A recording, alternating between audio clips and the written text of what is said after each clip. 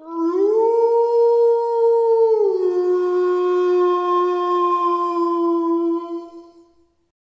Friends, ఇంకొక కొత్త horror స్టోరీతో మీ ముందుకు వచ్చేసాను. ఈ స్టోరీ చాలా ఇంట్రెస్టింగ్గా ఉంటుంది. సో వీడియో మొత్తం చూసి మీకు నచ్చితే వీడియోని లైక్ చేసి మా ఛానల్ని సబ్స్క్రైబ్ చేసుకొని పక్కనున్న బెల్ సింబల్ యాక్టివేట్ చేసుకోండి. ఇక లేట్ చేయకుండా స్టోరీలోకి వెళ్ళిపోదాం. మేము బేసికల్లీ కన్స్ట్రక్షన్ బిజినెస్లో ఉన్నాం. సొంతంగా కంపెనీ ఉంది మాకు. నా చిన్నతనం స్కూలింగ్ మొత్తం దిల్సుఖ్ నగర్లో అయింది. స్కూలింగ్ అవ్వగానే పేరెంట్స్తో కలిసి వనస్థలిపురం షిఫ్ట్ అయ్యాం. నా డిగ్రీ మొత్తం అక్కడే గడిచింది. సో మా బిజినెస్లో భాగంగా ఎక్కడైతే ల్యాండ్ రేట్స్ తక్కువగా ఉంటాయో అక్కడ మేము కన్స్ట్రక్షన్స్ చేస్తూ ఉంటాం అన్నమాట.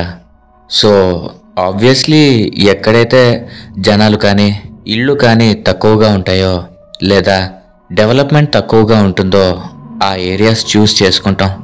అలా మా నెక్స్ట్ ఏరియా వచ్చేసి హయత్ నగర్ నుండి ఒక 5 కిలోమీటర్లు ఉన్న ఒక మారుమూల ఏరియా. సో డిగ్రీ తర్వాత నేను కూడా బిజినెస్ చూసుకోవడం స్టార్ట్ చేశాను. ఆ రోజు సాటర్డే వర్కర్స్కి వీక్లీ పేమెంట్ ఇచ్చేసి నేను నా ఫ్రెండ్స్తో పాటు సప్తగిరి ఎక్స్ప్రెస్ సినిమాకి సెకండ్ షోకి వనస్థలిపురంలో విష్ణు థియేటర్కి వెళ్ళాను. సినిమా బోర్గా ఉండడంతో నేను అలాగే నిద్రపోయాను. ఇక ఆల్మోస్ట్ మూవీ అయిపోయే టైంకి నిద్ర లేచాను. అందరం ఆటో నగర్లో టీ తాగేసి ఎవరిళ్ళకి వాళ్ళం స్టార్ట్ అయ్యాం. నేను హయత్ నగర్ దాటాను. మా కాలనీకి వెళ్ళడానికి ఇంకా 15 నిమిషాలు పడుతుంది.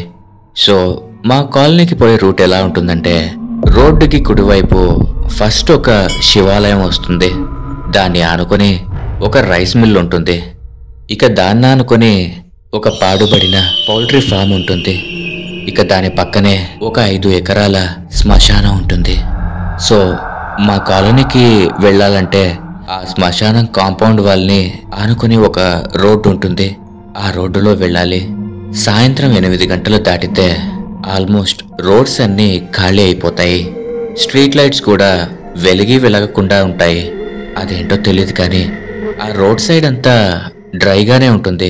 నీళ్లు కానీ డ్రైనేజ్ కానీ ఏమీ ఉండవు. కానీ స్మెల్ మాత్రం దారుణంగా వస్తూ ఉంటుంది. ఎప్పుడూ చాలా చల్లగా ఉంటుంది. ఈవెన్ డే టైంలో కూడా we can feel that chillness. So నేను మూవీ ఫినిష్ చేసుకుని వస్తున్నాను. అరౌండ్ 1:30 అలా ఉంటుంది. నా పల్సర్ బైక్ మీద ఒక 40 నుండి 50 రేంజ్లో మెల్లిగా వస్తూ ఉన్నాను. ఆ శివాలయం దాటాక నాకు రోడ్డు మీద దూరంగా ఒక ఆకారం కనిపించింది. మనిషిలాగే ఉంది. కొద్దిగా భయం వేసింది. ఈ టైంలో ఎవరు అని స్లో చేసుకుంటూ దగ్గరికి వెళ్ళాను. పక్కనే శివాలయం ఉంది కదా, దొంగలెవరైనా ఉంటారని అనుకున్నాను. కానీ దగ్గరికి వెళ్ళాక చూస్తే ఒక అమ్మాయి చాలా భయంకరంగా కనిపిస్తూ ఉంది. జుట్టు మొత్తం విరబోసుకొని ఉంది. ఆమె చర్మం తెల్లటి రంగులో ఉంది. కొద్దిగా పొట్టిగా ఉంది. ఆమె వే ఆఫ్ డ్రెస్సింగ్ చూస్తే బీహార్ లేదా రాజస్థాన్ నుండి వచ్చిందేమో అనిపించింది. ఒంటరిగా ఒక లైట్ పోల్ కింద కూర్చొనుంది. నేను చాలా స్లోగా ఆమె చుట్టూ ఎవరైనా ఉన్నారేమో అని అలా చూస్తూ ఉన్నాను. కానీ ఒక్కరు కూడా లేరు. నేను బైక్ ఆపి హిందీలో మాట్లాడడం స్టార్ట్ చేశాను. బైక్ నుండి కిందికైతే దిగలేదు. ఎవరు మీరు? ఇక్కడెందుకున్నారు? ఒళ్ళంతా దెబ్బలుగా ఉన్నాయి. కింద ఏమైనా పడ్డారా? అంబులెన్స్కి కాల్ చేయాలా అని అడుగుతూ సెల్ బయటికి తీయబోతూ ఉన్నాను. ఆమె ఒక్కసారిగా తన తలని పైకి లేపింది. కళ్ళు ఎర్రగా ఉన్నాయి. ఆమె కళ్ళని చూడగానే నా అరచేతుల్లో చెమటలు పట్టాయి. సడన్గా లో బీపీ అయ్యి బాడీ అంతా చెమటలు పట్టడం స్టార్ట్ అయింది. నేను భయపడుతున్నాను. నాకేదో అవుతుందని అర్థమైంది. కానీ పట్టించుకోకుండా ఆమెతో మళ్ళీ మాట్లాడడం స్టార్ట్ చేశాను. మీ వాళ్ళ నంబర్ చెప్పండి, నేను కాల్ చేస్తానంటూ అడుగుతూ ఉన్నాను. సడన్గా తను ఏడుస్తోంది. ఏంటో అర్థం కావడం లేదు. తను ఏడవడం స్టార్ట్ చేయగానే తన బాడీ మీద ఉన్న దెబ్బల్లో నుండి రక్తం రావడం మొదలైంది. అది మాత్రమే కాదు, తను కూర్చున్న ప్లేస్లో తన బాడీ నుండి రక్తం రావడం మొదలైంది. మొత్తం రక్తంతో ఆ చుట్టూ నిండిపోయింది. నాకు హెమోఫోబియా ఉంది. రక్తాన్ని చూస్తే కళ్ళు తిరిగి కింద పడిపోతాను. ఇక నా వల్ల కాలేదు. అక్కడే ఉంటే నేను కళ్ళు తిరిగి అక్కడే పడిపోతానని బైక్ స్టార్ట్ చేసి మెల్లిగా మూవ్ అయ్యాను. కొద్ది దూరం వచ్చాక అదే అమ్మాయి మళ్ళీ ఇంకో లైట్ కింద కూర్చొని ఏడుస్తూ ఉంది. ఈసారి ఆగకుండా యాక్సిలరేట్ రైస్ చేసి దూసుకొని వెళ్ళిపోయాను. నా లైఫ్లో ఎప్పుడూ దడుచుకొని నేను 104 ఫీవర్తో ఇంటికెళ్ళాను. ఇంటికెళ్ళిన వెంటనే నాన్నని లేపి జరిగింది మొత్తం చెప్పాను. అప్పటికే నా బాడీ నుండి హీట్ భయంకరంగా వస్తుంది. జ్వరం 104 ఉంది. నాన్న నన్ను బయట నిల్చోబెట్టి పైపు నీళ్లతో స్నానం చేయించాడు. ఆ బట్టలు ఒక కవర్లో వేసుకొని దూరంగా పడేశాడు. మరుసటి రోజు పొద్దున్నే ఒక దర్గాకి తీసుకెళ్లి దువా చేయించాడు. ఆ ఫకీర్ బాబా 5 రోజుల దాకా బయటికి పంపొద్దు అన్నాడు. నేను ఇక అలా 2 రోజులు ఇంట్లోనే ఉన్నాను. ఆ ఆలోచనల నుండి బయటికి రాలేకపోయాను. 3వ రోజు మా వాచ్మెన్ వచ్చాడు. ఎలా ఉంది బాబు? జ్వరం అంట కదా, ఇప్పుడు తగ్గిందా అని అడగడం స్టార్ట్ చేశాడు. అందుకు నేను పర్లేదు భయ్యా అని చెప్పాను. వాచ్మెన్ వెంటనే జరిగిన దాని గురించి పెద్దగా ఆలోచించకు బాబు అని అన్నాడు. నేను షాక్ అయ్యాను. అప్పుడు ఆ వాచ్మెన్ మీకు జరిగిందంతా అయ్యగారు చెప్పారు అని అన్నాడు. నేను వెంటనే ఆ అమ్మాయి ఏంటి, అసలు నీకేమైనా తెలుసా అని అడిగాను. తను జరిగిన ఒక భయంకరమైన విషయాన్ని చెప్పడం మొదలుపెట్టాడు. ఒక 5 సంవత్సరాలకు ముందు ఆ అమ్మాయి వాళ్ళ బీహార్ బ్యాచ్తో కన్స్ట్రక్షన్లో పని చేయడానికి వచ్చింది. వాళ్ళంతా ఒకే చోటే ఉండేవాళ్ళు. మొత్తం 20 మంది ఉండేవాళ్ళు. ఆ తర్వాత ఏమైందో తెలీదు. అక్కడ ఉన్న ఆ పాడుబడిన పౌల్ట్రీ ఫామ్లో ఆ అమ్మాయి డెడ్ బాడీ దొరికింది. అక్కడ ఉన్న సీన్ని చూసి పోలీసు వారు రేప్ అండ్ మర్డర్గా దాన్ని ఫైల్ చేశారు. అందుకు నేను మరి కేసు అవ్వలేదా అని నేను వాచ్మ్యాన్ని అడిగాను. అందుకు తను ఆ అమ్మాయి తరపు వాళ్ళందరినీ ఆ ఏజెంట్ మళ్ళీ వాళ్ళ ఊరికే రిటర్న్ పంపించాడని, లోకల్ పోలీసులని ఆ ఏరియా సర్పంచ్ మేనేజ్ చేశాడని చెప్పాడు.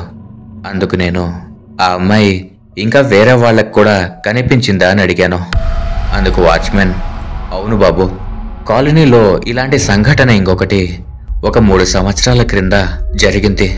2 హై స్కూల్ పిల్లలు ఆ పౌల్ట్రీలోకి వెళ్తే ఆ పిల్లలు ఒక అమ్మాయి లాంటి ఆకారాన్ని చూశారని చెప్పాడు. వెంటనే పెద్దగా ఆ అరుపులు విని పక్కనే గుడిలో ఉన్న పంతులు బయటికొచ్చి ఆ పిల్లలని పట్టుకున్నాడు. వాళ్ళ పేరెంట్స్కి కాల్ చేసి అప్పగించాడు. ఆ పిల్లలు కూడా అలాగే తడుచుకుని జ్వరంతో పడిపోయారు అని వాచ్మెన్ చెప్తూ ఉండగా వాళ్ళు ఎక్కడుంటారని వాచ్మెన్ని అడిగాను. వాళ్ళు ఇల్లు ఖాళీ చేసి వెళ్ళిపోయారు అని వాచ్మెన్ చెప్పాడు. మేబీ సినిమాల్లో చూపించినట్టు అన్ని దయ్యాలు చెడ్డవి కాదేమో, తన ఆత్మ ఇంకా అక్కడే ఉందని ఆ గుడిలో పంతులు కూడా ఇంకా నమ్ముతున్నాడు. ప్రతి మనిషి చావుకు ఒక కారణం ఉంటుంది. కారణం లేని చావు కన్నా భయంకరమైన చావు ఇంకొకటి ఉండదు అని వాచ్మెన్ చెప్పాడు. వాచ్మెన్ భయ్య చెప్పింది నిజమా కాదో తెలీదు, కానీ కొన్ని రోజులకి మా నాన్న నాతో ఒక భయంకరమైన విషయం చెప్పారు. ఆ రోజు రాత్రి ఆ అమ్మాయి నాతో పాటు మా ఇంటి వరకు వచ్చిందట. అలా రావటం మా నాన్నగారికి కలలాగా కనిపించింది అని చెప్పారు. మరుసటి రోజు ఫకీర్ దగ్గరికి వెళ్ళినప్పుడు కూడా ఆ ఫకీర్ కూడా సేమ్ అదే చెప్పాడట. కానీ మా ఇంటి గేటు పక్కనే ఒక తులసి మొక్క ఉండడం వల్ల లోపలికి రాలేకపోయిందని ఫకీర్ చెప్పాడట. ఇక ఆ బైక్ మీద నాకు ఫ్రీక్వెంట్గా యాక్సిడెంట్స్ అవ్వటం స్టార్ట్ అయ్యాయి. ఆల్మోస్ట్ ప్రతి నెల ఏదో ఒకటి అయ్యేది. ఒక మేజర్ యాక్సిడెంట్ కూడా అయ్యింది. ఈవెన్ నా కాలికి ఒక సర్జరీ కూడా జరిగింది. ఇక ఆ బైక్ పల్సర్ 180ని మా నాన్న అమ్మేశారు. ఆ ఫకీర్ ఎలా అయితే చెప్పాడో సేమ్ అలాగే యాక్సిడెంట్స్ అయ్యాయి నాకు. విచిత్రం ఏంటంటే ప్రతి యాక్సిడెంట్ కూడా అమావాస్య రోజే జరిగింది. ఈ సంఘటనలకి కారణం ఆ ఆత్మని కలిసిన వల్ల అనాలో లేదా నా తలరాత అనాలో తెలీదు, కానీ 1 సంవత్సరం అంతా ఇదంతా అనుభవించాను. ఓకే ఫ్రెండ్స్, ఈ స్టోరీ కనుక మీకు నచ్చినట్లయితే ఖచ్చితంగా ఈ వీడియోని ఒక లైక్ చేసి మీ అభిప్రాయాలను కామెంట్ చేసి మీ స్నేహితులు మరియు బంధువులతో షేర్ చేసుకోండి. అలాగే మా ఛానల్ని సబ్స్క్రైబ్ చేసుకొని పక్కనున్న బెల్ సింబల్ని యాక్టివేట్ చేసుకోండి. Thanks for watching.